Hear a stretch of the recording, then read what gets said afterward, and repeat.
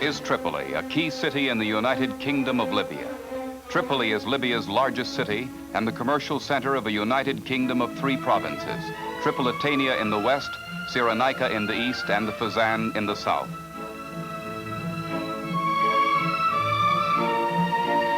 Tripoli is a beautiful modern Mediterranean resort with wide, clean boulevards and streets lined with palm trees or flowering oleanders.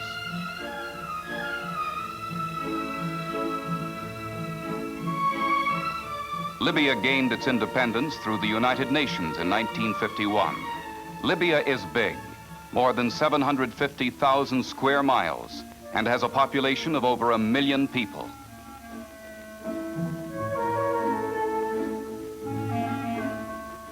The country's first sovereign, King Idris, has palaces in both Tripoli and Benghazi. Both cities are capitals of Libya.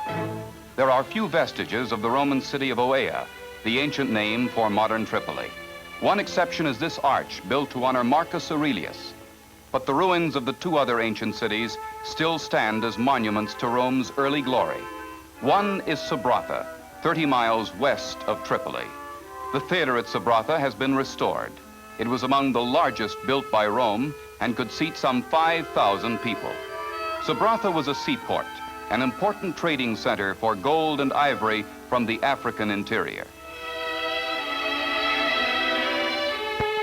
East of Oea was Leptis Magna, largest of the 3 cities and birthplace of the 2nd century Roman emperor, Septimus Severus. Under his rule, Leptis reached its peak of prosperity and grandeur. Buried for centuries under sand dunes, the old city is emerging now through large-scale excavations.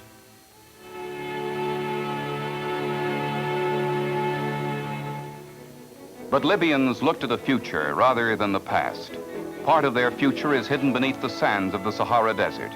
Here is an air view of the area, which the government has leased in concessions to several European and American oil companies. ESSO Standard Libya was the first company to find oil there in 1958 in the Fezzan province.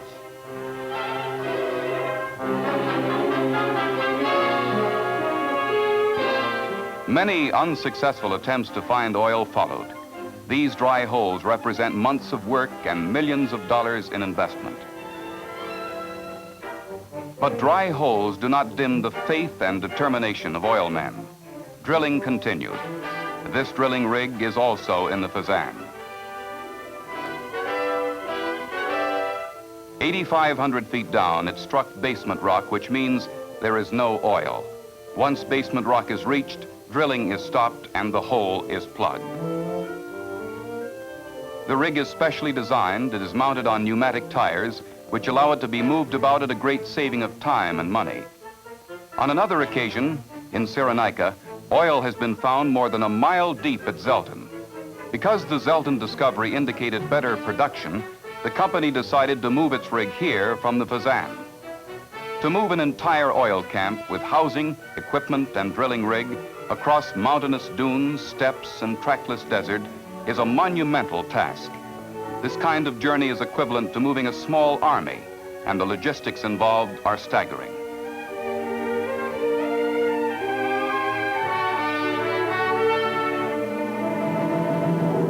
Airplanes and Land Rover cars served as scouts to find the passable route through the desert.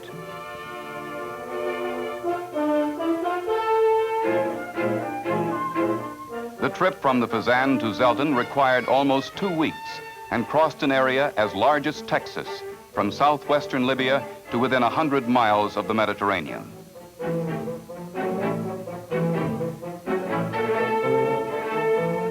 Skilled Libyan drivers pushed the huge, heavily loaded trucks day after day. The caravan, several miles long, rolled across the Hamada, an arid, rocky region, on across the Black Desert, through seas of sand, through heat and dust to its final destination, the oil camp at Zelten. Earlier, Zelten 1 had been brought in as Libya's first big producer.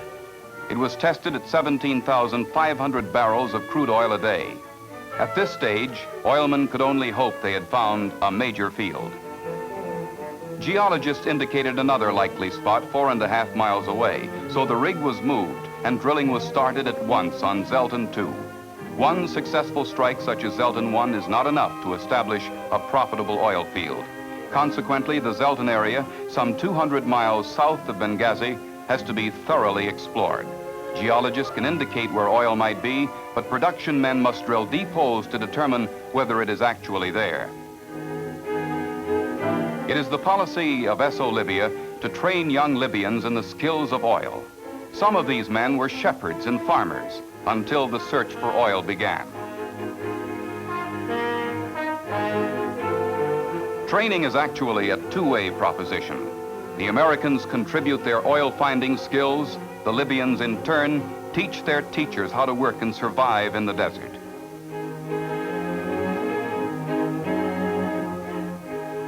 In the searing heat of the Sahara, at temperatures which often hit 120 degrees, the Libyan-American team pushed the hazardous work on the drilling rig. The drill bit bored deeper and deeper into the Cyrenaican sand and rock. Close to 6,000 feet down, the drill lost circulation. This happens when the drill bit hits a rock strata so porous that the drilling mud escapes into the formation. To offset this, the crew pumps special fast-setting cement into the well to seal it. In 10 frantic minutes, Libyan workers mixed hundreds of bags of cement with water. Pressure was finally restored and drilling was resumed. Soon they struck oil. A production test on Zelten 2 brought up 15,000 barrels a day. All production men in the Zelten area live at one camp and travel by truck or Land Rover to the well sites. One reason is an abundant supply of good water at the camp. This is essential both to the welfare of the men and to the operation of the rig. The water comes from wells drilled before oil drilling began. The Zelten water supply is treated by a mobile purification system.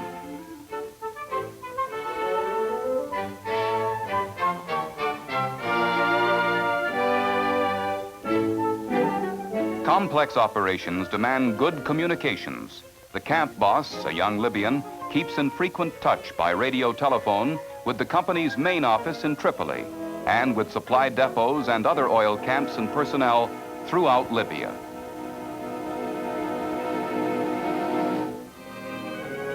Libya is big, and much of it remains unexplored. Surface geologists are constantly searching for new sources of natural gas and oil. One geologist camp is deep in the Fezzan at Bir Ma, about 500 miles south of Tripoli. This Land Rover is crossing what was, millions of years ago, the bottom of a great inland sea.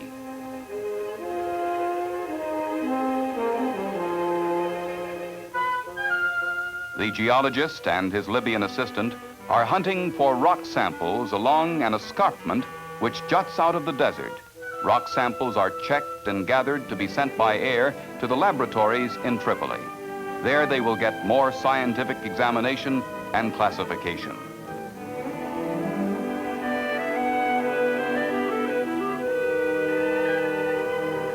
Air travel is almost mandatory in Libya, where distances are great and roads scarce. In Libya, oil explorers encounter one hazard not usually found in the search of petroleum. That is, vast areas of land mines. The wide band of territory along the Mediterranean, from Egypt to the Tunisian border, is still one of the most heavily mined areas in the world. That's because it was fought over back and forth by the Germans, Italians, and British in World War II. Now, before any exploration can begin, the mines must be cleared away. ESSO Libya alone has spent $250,000 in painstaking mine sweeping of its concessions. One morning's haul may turn up a half dozen anti-personnel and anti-tank mines which are exploded.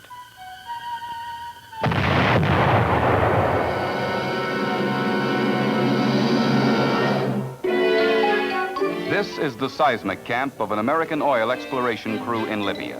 This is their seismic test pattern as seen from the air. Each oil company sets its own particular seismic pattern. This crew works from a specially designed truck which holds a portable rig. An elite group, it prides itself as the fastest seismic crew in the world.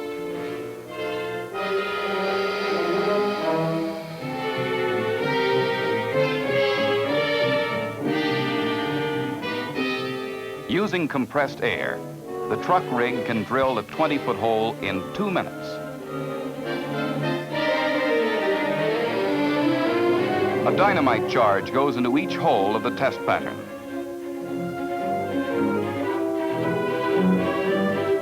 The crew has trained groups of Libyans to work with them. These men are former nomads of the proud desert tribes who have always fought for their country's freedom.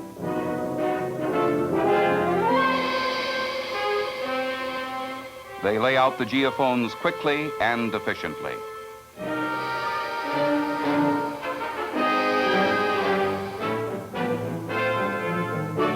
These instruments are microphones which pick up the sound waves set up by the dynamite explosion and pass them back to the recording truck. The geophone wires are attached and the underground explosion is about to go off.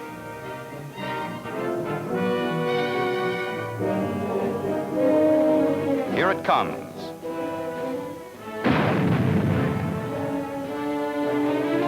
The pattern of its shock waves is recorded on paper and on magnetic tape.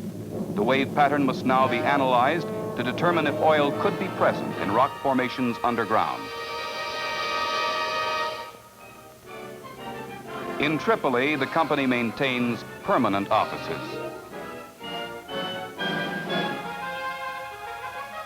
Here, too, its policy of close cooperation between Libyans and Americans prevails. Most of the office staff is Libyan: secretaries, accountants, general office personnel. Libyans have also been trained in the specialized fields. They acquire the skills and experience quickly and become enthusiastic workers. This is the geological drafting room in Tripoli. All of these draftsmen are Libyans.